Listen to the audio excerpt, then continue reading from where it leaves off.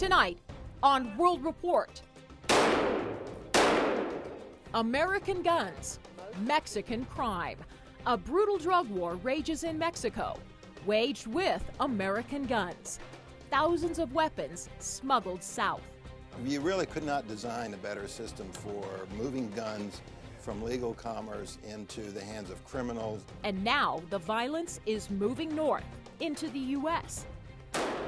Correspondent Jeffrey Kay goes inside to find out how and why we're arming Mexican drug cartels to the teeth.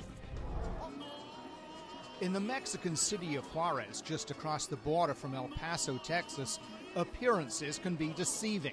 Residents stroll around in relative peace, but the calm is a mirage. There's a war going on here.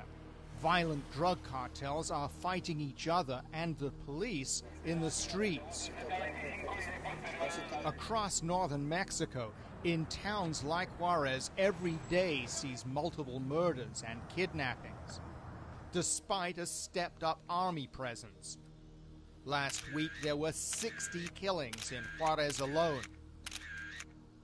While officials worry the violence may spread across the border to the U.S., authorities in both countries agree the Mexican drug war is being waged largely with weapons from the United States.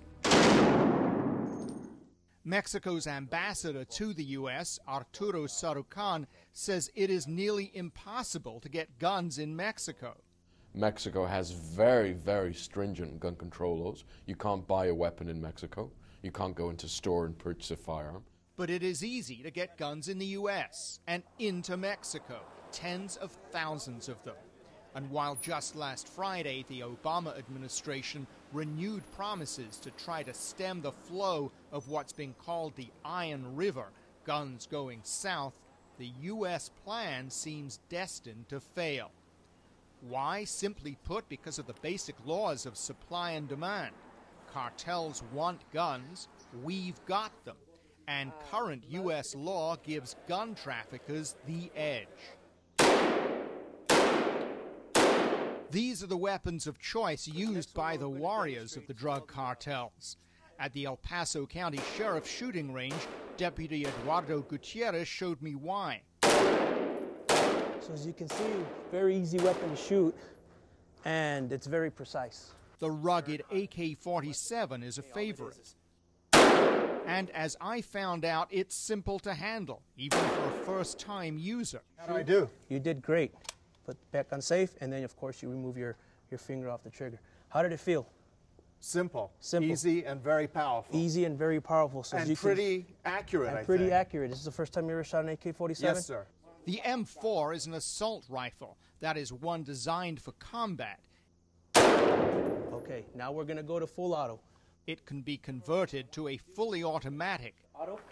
Just that simple. Yes, sir, that's simple. Capable of firing 3 bullets per trigger pull.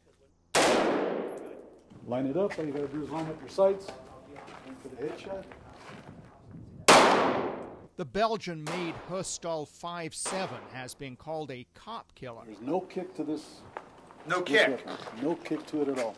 It fires a small bullet that can penetrate a vehicle.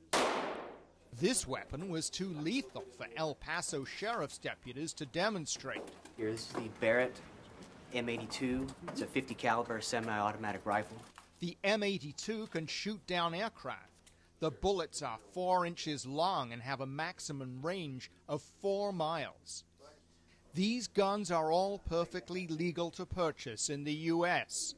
For American buyers, it's easier to find a gun for sale than a Big Mac. There are over 54,000 licensed U.S. gun dealers, more than all the McDonald's restaurants in the world. According to officials with the ATF, the Bureau of Alcohol, Tobacco, Firearms, and Explosives, most guns trafficked to Mexico originate with federally licensed dealers. 40% of traced guns came from stores in Texas. In one recent case, ATF agents uncovered a smuggling ring that spent nearly $370,000 at Texas stores. Many of the firearms were later seized from drug dealers in Mexico.